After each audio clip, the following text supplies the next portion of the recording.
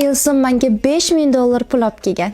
Bir haftani ichida qanday qilib $5000 topganim haqida bugun sizga aytib bermoqchiman. Men Nargiza Jamol va Nargiz Art brendi asoschisiman. Siz yasayotgan ishingizni hech qachon oddiy qilib ko'rsatishingiz kerak emas. Eng chiroyli yasagan ishlarimni bitta video qilib, albatta pro video qilib Reels'ga joylaganman va natijasi bomba. O'zi joylashtirgan bitta Reels'im orqasidan 30 mingta menga jonli obunachi kelgan.